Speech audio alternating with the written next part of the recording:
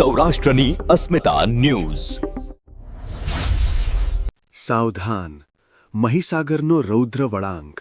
આણંદની veterinary કોલેજના આશાસ્પદ યુવાનોના સ્વપ્ન નદીના ઊંડા ધરામાં વિખરાયા. શું તમે પણ રજાના દિવસે મિત્રો સાથે નદીમાં નાહવા જવાનું વિચારી રહ્યા છો? તો આ સમાચાર તમારા માટે લાલબત્તી સમાન છે. આણંદના ખેરડા ગામ પાસેથી પસાર થતી મહીસાગર નદી આજે ફરી એકવાર માતમનું નિમિત્ત બની છે.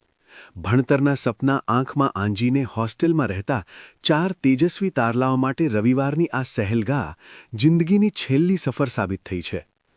એક ક્ષણની મસ્તી અને જિંદગીભરનો માતમ.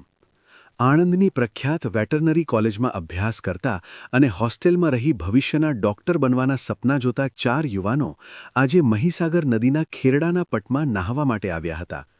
નદીના શાંત દેખાતા પાણીમાં છુપાયેલા જોખમથી અજાણ આ યુવાનો જેવી મસ્તી કરવા પાણીમાં ઉતર્યા કે કુદરતે રૌદ્ર રૂપ ધારણ કર્યું. 4 પૈકી 2 યુવાનો કોઈક રીતે મોતના મુખમાંથી બહાર આવવામાં સફળ રહ્યા છે.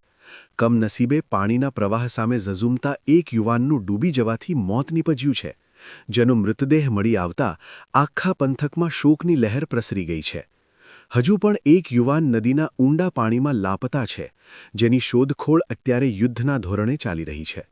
ઘટનાની જાણ થતાં જ સ્થાનિક તંત્રના ઉચ્ચ અધિકારીઓ અને પોલીસ કાફલો ઘટના સ્થળે દોડી આવ્યો છે. સ્થાનિક તરવૈયાઓની મદદથી નદીના ખૂણે-ખૂણા ફેંદવામાં આવી રહ્યા છે. જેમ જેમ સમય પસાર થઈ રહ્યો છે, તેમ તેમ પરિવારજનો અને મિત્રોના શ્વાસ અદ્ધર થઈ રહ્યા છે. મિત્રો સાથે ગયેલી આ સહેલગાહ આમ આક્રંદમાં ફેરવાઈ જશે એવી કલ્પના કોઈએ કરી ન હતી. હોસ્ટેલના જે રૂમમાં આજે કિલકિલાટ હોવો જોઈએ